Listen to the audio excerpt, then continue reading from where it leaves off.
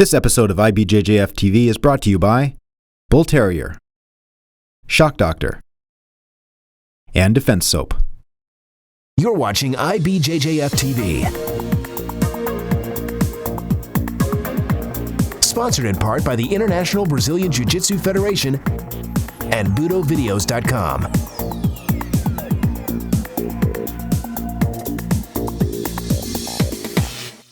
Why do we do what we do? Because like you, to us, Jiu Jitsu exists as something beyond hobby. More shared society than simple pastime, the sport has become a lifestyle to those who practice it, a necessary habit. Once a year, an event occurs that brings us all together. Equal parts competition and celebration, the World Championships serve duly as a showcase of the art as well as a less than subtle expression of the virtues it exhorts. The 2012 World Championships from the Walter Pyramid in Long Beach, California, carried on this legacy and expounded the legend of the tournament by becoming the largest event of its kind in history. Old rivalries were revisited and brand new ones born. The crowning of a double gold champion was witnessed, and we were introduced to the inaugural class of the IBJJF's Hall of Fame. What transpired was a 4-day reminder of what we do and how it helps us make us who we are. In the finals of the women's light featherweight division, Miriam Cardoso faces women's jiu-jitsu legend Leticia Ribeiro. Cardoso's a new face at the Worlds at this level. Leticia, who is inducted into the new IBJJF Hall of Fame this weekend, begins accumulating points early with this sweep. She has several submission attempts along the way, including this gi choke and foot attack in the closing moments. Leticia adds another gold medal in her career as a top competitor in women's jiu-jitsu. In a welcome match between two athletes from the same organization, Checkmat's Michelle Nicolini faces teammate Marina Soares in the blue gi. This was Soares' debut as a medalist at the Worlds, and her defense is very impressive against Nicolini, who has been earning medals at the Worlds since 2007. The affair is very close.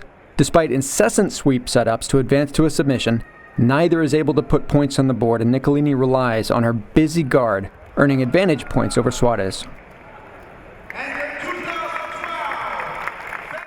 Beatriz Mesquita in the blue gi hails from the small surfer town of Saquarema in Brazil. Perhaps more importantly, she also has been a member of Leticia Ribeiro's Gracie Humaitá women's team, arguably the toughest group of female competitors in jiu-jitsu. This is her first year fighting as a black belt, and she's able to get the pass and mount in short order, and soon works in both hands for a collar choke from the mount, earning her her first gold medal as a black belt.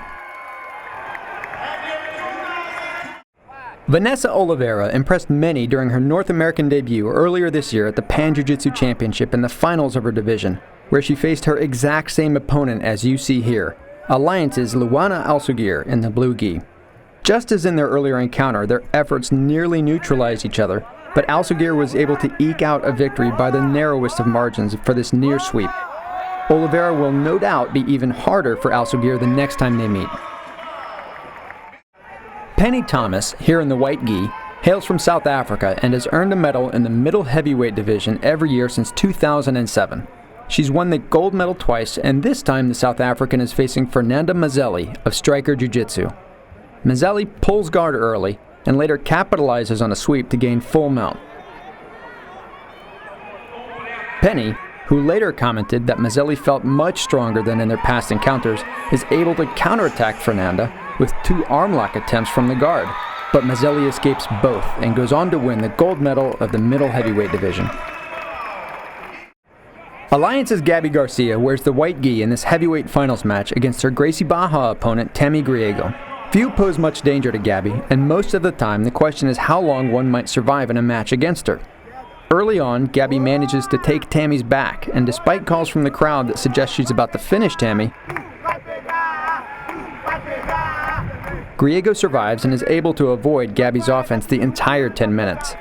Gabi Garcia wins the heavyweight gold medal by a score of 19-0.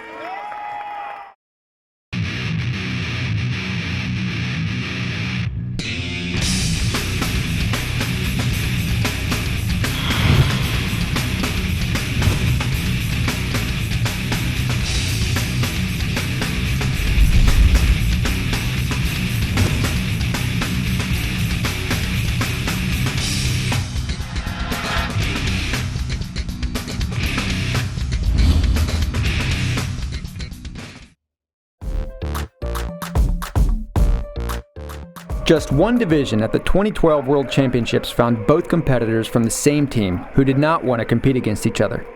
In the super heavyweight finals, Alliance's Bernardo Faria deferred the gold medal to teammate Leo Nogueira. If you were facing a member of the Brazilian national judo team in a jiu-jitsu match for a gold medal, what would you do? If your checkmat's Marcos Almeida, better known as Bochecha, you'd forget your opponent's specialty and go for the kill. Bochecha won the silver medal in this division last year and begins this match against Leo Leite with an aggressive ankle pick attempt and sets the tone that he's going to be the aggressor.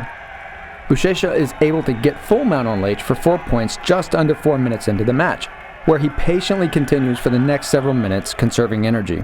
After faking a wrist attack, he whips his leg over Leite's head and sits back into an arm lock that his Alliance opponent can't escape.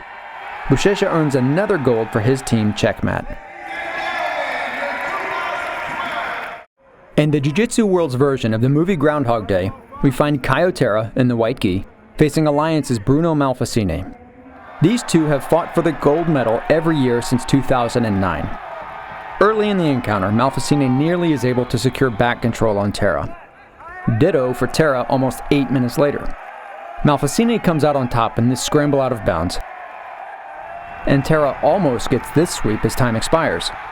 As in every one of the World Championship matches between these two, Malfacine's hand is raised, earning his 5th gold medal at the Mundials. Guy Mendes returns to the finals in the 2012 World Championships to defend his gold medal against Lotus Club's Laercio Fernandes in the blue gi. The two technicians trade nearly identical sweeps. Guy opens fire first, and Laercio returns the favor 5 minutes later. This knee bar attempt by Mendes in the closing seconds may have been the edge that earned him the victory in judges' eyes moments later, and he continues as the IBJJF light featherweight world champion. Quick! Name 2 powerful entities that have come to define symbolic opposing forces in jiu-jitsu. No, not yin and yang, not strength and technique, not even top and bottom. We're talking about Cobrinha and Rafa Mendes. These two classic rivals meet once again in the finals of the featherweight division of the 2012 World Championships. Cobrinha, in the white gi, kicks things off with a quick sweep, and returning champion Rafa Mendes of Atos is able to tie things up later. The traditional even matchup here continues, with Cobrinha's imperviousness to foot attacks almost negating Rafa's efforts. After time expires, the outcome is again in the referee's hands, who decide the match for now 3-time champion Rafa Mendes.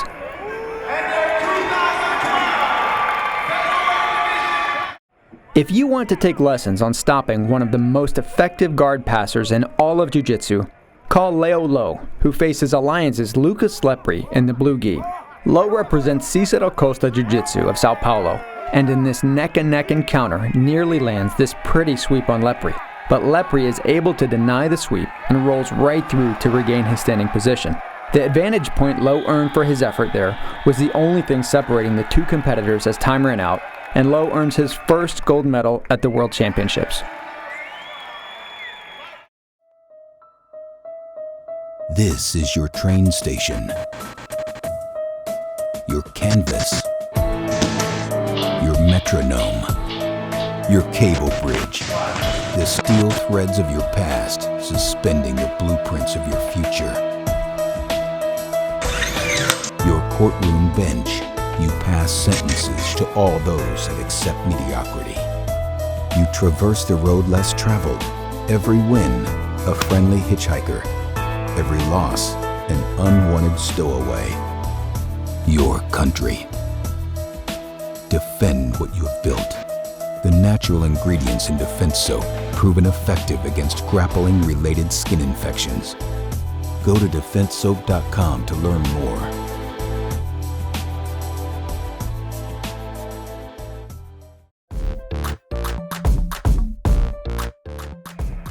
Claudio Calasanz in the white gi and his opponent Otavio Sousa have been scrapping among the best in Jiu-Jitsu black belt divisions for several years now, and while both have medaled before, neither have earned the title of world champion. In this seesaw affair at middleweight, while searching for submissions, the two trade sweeps once, twice, 3 times along the way to the conclusion. In the end, Calasan's earlier penalty for lack of engagement while in Sousa's dangerous guard means Gracie Barra's Otavio Sousa earns his first world championship and a new medal for Gracie Barra. Let's take it back to the finals of 2010, when Romulo Barral's knee was severely injured in the finals of this medium heavyweight black belt division. After a bumpy 2011, the Romulo we knew returns. In his match against Diego Araujo wearing the blue gi, something clicks in Rominho, and after a close early half of the match, he passes, mounts, and earns a meaningful return to victory. He forces his Soul Fighter's opponent to submit from a collar choke, and the Gracie Barra fans cheer and welcome back the old Romulo. Returning heavyweight champion Rodolfo Vieira faces one of Brazilian Jiu-Jitsu's most acclaimed competitors, Xande Ribeiro, in the blue gi. The defense of Rodolfo's gold medal will not be easy, as Xande's already won it 4 times in the past.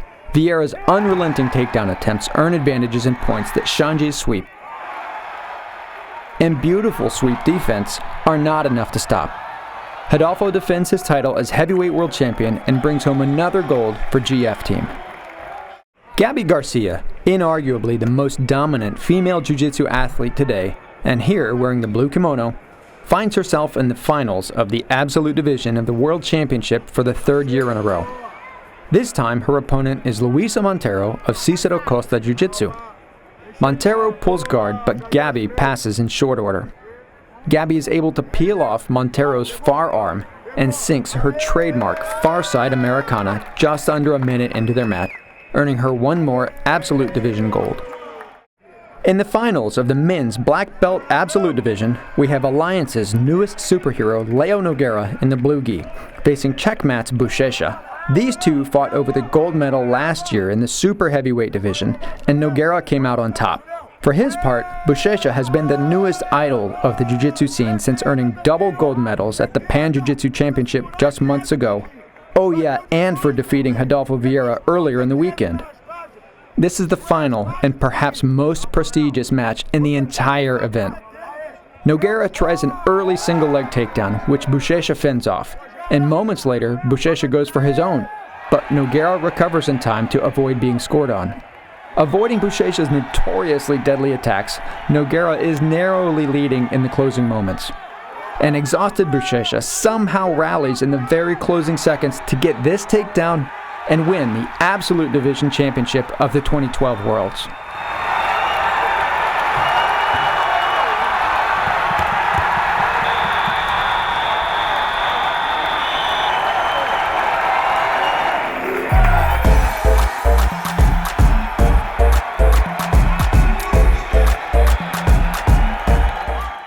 Upcoming IBJJF events include the Toronto International Open, August 4th, the Las Vegas International Open, August 11th, Chicago Summer International Open, August 18th, and the Boston International Open on August 25th.